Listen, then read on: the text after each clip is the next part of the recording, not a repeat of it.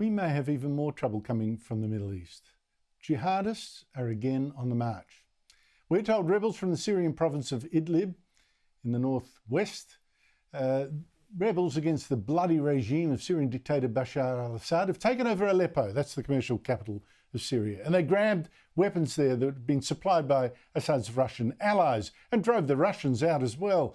And more humiliation for Russia then, and also humiliation for Assad's other big ally, fascist Iran. Now, it's because Israel destroyed the Hezbollah terrorist army in Lebanon that Hezbollah could not help Iran again in Syria. They've been doing a lot of the fighting there. And it's also because Russia is doing so bad in Ukraine, needs all its troops, that it was weakened again in Syria.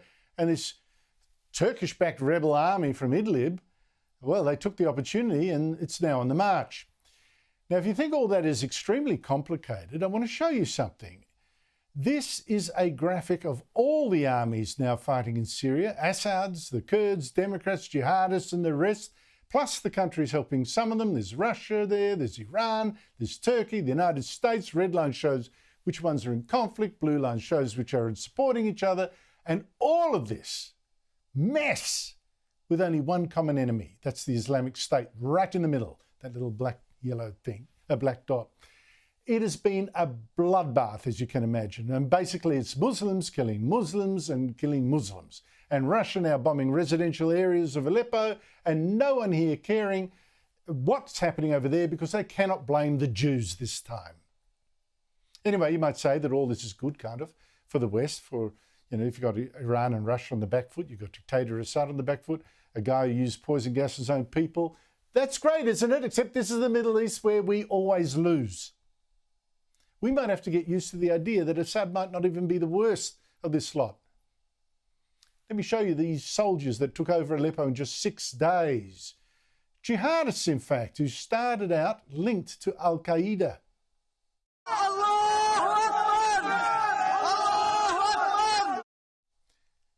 And it appears from footage online they're already taking women captive, Kurdish women, possibly Kurdish soldiers, calling them pigs and enemies of Islam.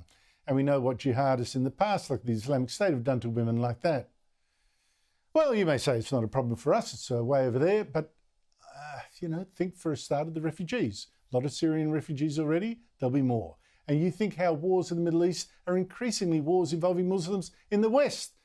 Already now there have been clashes between Turks and Kurds in Oslo and in Brussels, people being run down. Joining me is Michael Shoebridge, a former senior defence official, now founder and director of Strategic Analysis Australia. Michael, I won't even try to ask you, you know, how this all started is just fiendishly complicated and pointless almost, but what restarted this war? Well, Andrew, you mentioned in your introduction that really the weakening of Hezbollah, the dismantling of Hezbollah were propping up Assad and they were in Syria focused on Israel. So Israel pulling Hezbollah apart and damaging Iran. And as you mentioned, Russia, it is so absorbed with the war in Ukraine and it doesn't have any Wagner mercenaries anymore because it dismantled that themselves and they're very occupied in Africa. So the Assad backers of Russia, Iran and Hezbollah have been weakened and distracted. And this very nasty Sunni fundamentalist militia, HTS, has now conducted a major offensive in the Gap. Isn't it strange, you know, Iran backed Hamas, which started this war in the first place a year and a bit ago, attacking Israel, massacring 1,200 Jews. And now what we see is Hamas destroyed, Hezbollah destroyed, Iran so weakened that its little client in Assad now looks in real danger. What an own goal. Who are the goodies, though, in this fight? Well, I think the only goodies here are the Kurds over in the west of Syria. And they've got a small number of US forces, about 900. They've been allies against Islamic State. And then the other goodies are the Syrian population, and this war is ravaging all of them.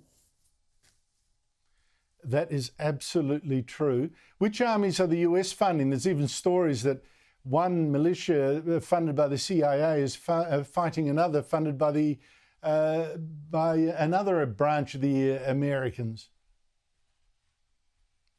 Well, the main partnership that the Americans have is with the Syrian Democratic Forces, which is a Kurdish group. Of course, the Turks hate the Kurds and have accused Kurdish groups the Americans have been working with as being terrorist organisations, but that's really a Turkish perspective. But the US are really partnering with the Kurds, and that's been keeping a lid on Islamic State, which are right near them. What a complete mess. I mean, it's just catastrophic. But do we just say, well, that's Syria, it's not going to come here, or do you think it will? We will feel the ripple effects of this? Well, I think there's that old cliche that says the enemy of my enemy is my friend. I think that's wrong more times than it's right. This HTS bunch that might give Assad real trouble and could topple him, although I think Russia will back him enough to keep him in power, that if the HTS that are conducting this offensive now get more control of Syria, they're a Taliban-like bunch. They broke with al-Qaeda in 2018 really for marketing purposes, and they've had a makeover, but they're the same nasty Taliban-like bunch. And if they control more of Syria, yes, we'll see refugees and we'll see more atrocities. Dear me, I would say we're far enough away not to be overwhelmed by the refugees, but Europe will have even more coming over from Syria. You can absolutely count on it. What a mess the Middle East is, and all these protesters focus on evil Israel instead when this is going on. Mark my words, Michael, there will not be mass demonstrations day in, day out saying, you know, stop the killing, Russia stop dropping bombs, because there's no Jews involved. So there you go. Michael Shoebridge, thank you so much for your time.